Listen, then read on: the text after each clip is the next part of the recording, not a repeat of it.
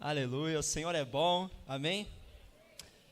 Gente, vou ser bem sincero para vocês, hoje eu acho que foi o dia que eu fiquei mais nervoso, né, de vir até aqui, mas eu já até entendi um propósito, falei assim, acho que eu não vou falar nada não, que fiquei nervoso, mas eu vou falar, amém?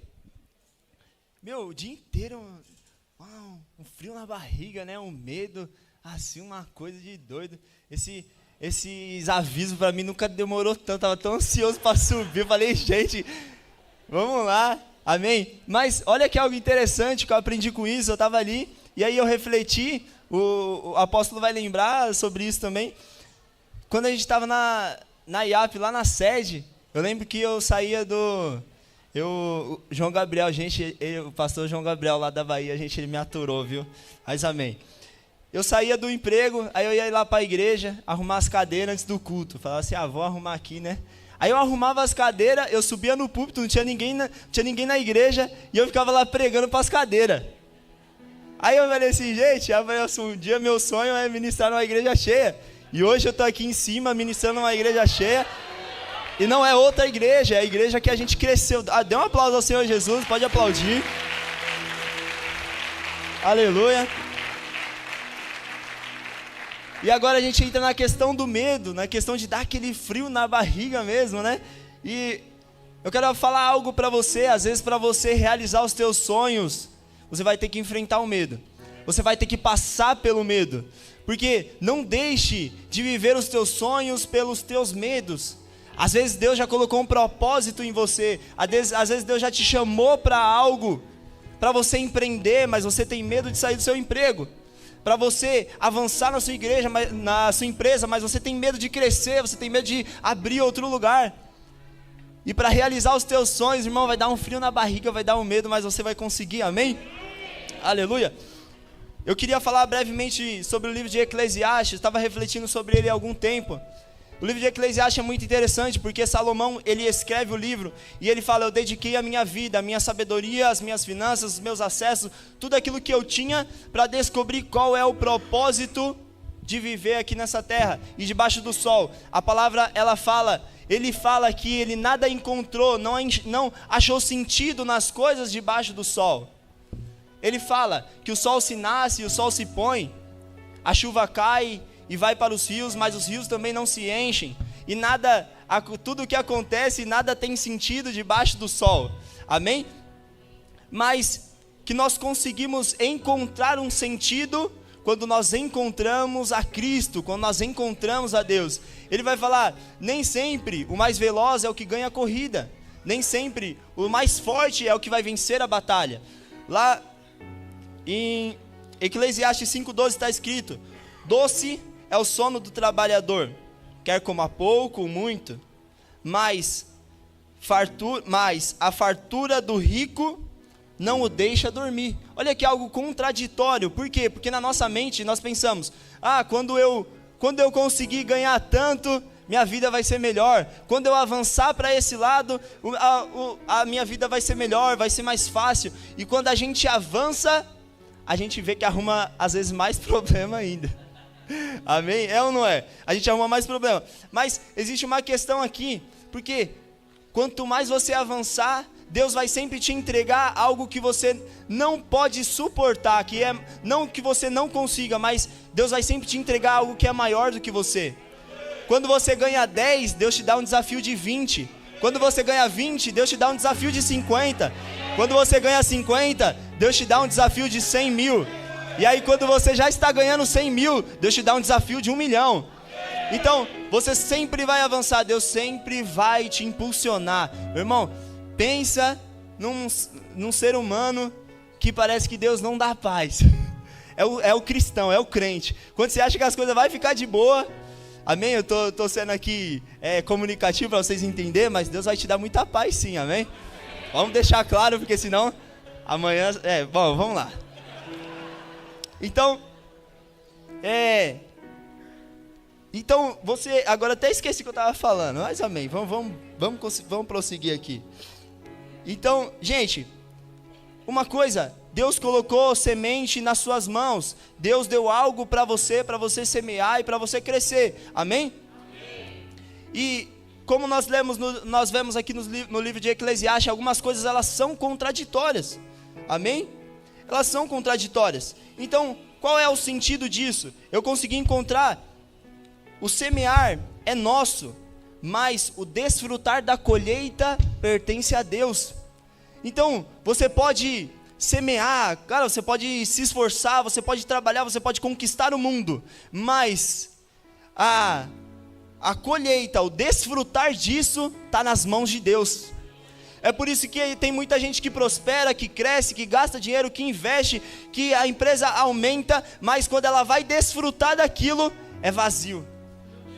Não tem nada, tem tudo, mas é como se não tivesse nada. Por quê? Porque o desfrutar da colheita está nas mãos de Deus. Amém?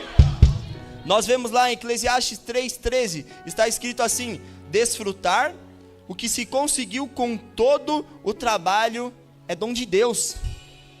Você desfrutar daquilo que você consegue é dom de Deus. Eclesiastes 5:19, receber a sua porção e desfrutar do seu trabalho. Li o mesmo versículo de novo. Vamos lá. Não, tá certo. Receber a sua porção e desfrutar do seu trabalho, isso é dom de Deus. Ele repete falando que é dom de Deus de novo. No capítulo 20, Deus lhe enche o coração de alegria. Então, tudo aquilo que é desfrutar de uma colheita está nas mãos de Deus. É Deus quem enche o coração de alegria. É um dom que Deus te entrega para você ser feliz com a sua família. E Deus te entregou uma semente. Eu quero te dizer uma coisa: ninguém rouba a semente de um semeador. Aquilo que Deus colocou nas suas mãos está nas suas mãos para você cuidar, para você administrar. Nada reverte um plantio. Aonde você plantar a sua semente, nada vai impedir essa semente de crescer. Se você semeia com obediência, você colhe isso de Deus. Não tem como você semear obediência e colher desonra. Não existe, é impossível. Vai contra os princípios de Deus você semear obediência e você colher desonra. Você semear e você depois ser abandonado, porque a palavra de Deus ela diz: faça a prova de mim, se eu não vou estar lá nesse dia, se quando vocês precisar, Deus não vai estar presente. Aquele que semeia, ele também tem uma garantia de uma colheita. Amém? Eclesiastes 11:1 está escrito assim: lance o pão sobre as águas, porque depois de muitos dias você o achará. Amém? Então nós precisamos entender o que nós precisamos lançar sobre as águas. Qual é a nossa semente, aquilo que Deus colocou em nossas mãos, o que nós temos para que a gente semeie sobre as águas. Pode ser ofertar, pode ser dizimar, pode ser primiciar, pode ser você perdoar uma pessoa que você está carregando, pode ser uma mágoa de alguém que te feriu. Isso daí é você soltar. Então, trazendo para as ofertas, ofertar, dizimar, primiciar, tudo isso é lançar os pães sobre as águas, porque a palavra diz: depois de muitos dias você o achará. Aquilo que nós estamos soltando, depois de alguns dias nós vamos encontrar. Eu falei isso, sabe por quê? Porque muitas das vezes nós achamos que dar o dízimo é como se a gente pagasse uma fatura de cartão de crédito. Eu pago e eu uso, eu pago e eu uso. E com Deus não funciona assim, meu irmão. Com Deus não é assim. Aquilo que você solta vai voltar para você no tempo certo. Amém? Aquilo que você carrega, irmão, quando você lançar sobre as águas, depois de algum tempo, você vai encontrar como provisão. Então, não mate a semente. Toda semente que ela é guardada, ela morre. Um exemplo prático aqui de como nós matamos uma semente. Às vezes nós estamos aqui, gente, Deus que me perdoe, eu já fiz isso, irmão, eu já fiz isso, vou confessar, amém? Não posso ser hipócrita, mas às vezes nós estamos aqui, nós sabemos o que precisamos fazer, Deus dá uma palavra, dá uma direção, nós sabemos que precisamos cumprir, e aí a gente fala: ah não, dessa vez não, fica com receio, fala assim: ah não, isso daí é só para convencer a gente de fazer isso, né? Aí você sai do culto, come uma pizza, acabou o dízimo. Amém? Você sai do culto, compra um sapato, acabou, comeu a semente, semeou no lugar errado. E olha como que o ser humano é. nós preferimos gastar com coisas que estão aos nossos olhos do que com aquilo que Deus deixou, com os princípios, com aquilo que nós não estamos vendo, mas temos a convicção de que vai acontecer, amém? Então, é uma guerra, amém? Lá em Eclesiastes 11:2 está escrito assim também, vamos lá: reparta com 7, ou até mesmo com 8, porque você não sabe qual mal sobrevirá à terra, amém? Então, aqui, ele fala, depois de muitos dias você vai encontrar. E no outro versículo, ele fala, você não sabe qual mal vai vir sobre a terra. Por isso, lance a sua semente. Sabe por quê? Vira para a pessoa que está ao seu lado aí e fala assim para ela: aquele que reparte a semente está seguro no dia mau. Amém? Aquele que reparte a semente está protegido no dia mau. Amém? O inimigo não vai tocar nos seus bens, o gafanhoto não vai tocar em você. Aleluia! Tudo que você tem está guardado pelo Senhor, o mal não vai te atingir. Ah, mas como está o governo, como está a política? Irmão, eu não sei, mas aquele que semeia no dia mau está seguro, no dia mau está guardado, no dia mau o Senhor está com ele. Então, no dia mau, aquilo que você semeia volta para você como se fosse um seguro. Então nós recorremos a Deus, irmão. E o que você precisa? Eu te faço essa pergunta essa noite: o que você precisa? Às vezes você precisa de coragem para vencer os seus medos. Às vezes você vai precisar de um sócio para pôr na sua empresa. Às vezes você precisa de um capital. Às vezes você está aqui na igreja orando pelo seu filho.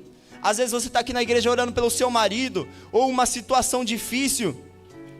Mas eu quero te dizer uma coisa: quem planta obediência, colhe milagre. Aleluia! Você vai semear, você vai plantar obediência e você vai colher milagre de Deus. Aquilo que você não pode fazer, irmão, está nas mãos de Deus. O lugar que você não pode chegar, Deus pode te levar. Aquilo que você não tem acesso, Deus pode construir um caminho até lá. Amém? Então, aquilo que você precisa vai vir às suas mãos. Por quê? Porque quem semeia a obediência colhe milagre, colhe aquilo que você não poderia fazer. É por isso que tem um versículo que fala 100, 60 e 30 por 1. Mas como? Como isso? Como nós vamos plantar 1 e vamos colher 100? Isso é milagre. Por quê? Porque o plantio é obediência, então a colheita é um milagre. Aleluia!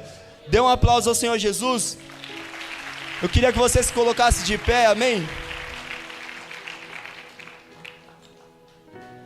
Glória a Deus. Separa o seu dízimo, a sua primícia, a sua oferta, aquilo que Deus colocou em seu coração, e entregue aquilo que Deus, segundo Ele colocou no seu coração, amém? Aleluia. Senhor, eu te agradeço por essa noite, Pai. Graças eu te dou porque o Senhor é bom. Senhor, abençoa o teu povo, Pai. Abençoa essa igreja, Senhor. Abençoa os nossos celeiros, Pai. Em nome de Jesus, Senhor, assim como a tua palavra diz. Senhor, a bênção está em suas mãos, Pai.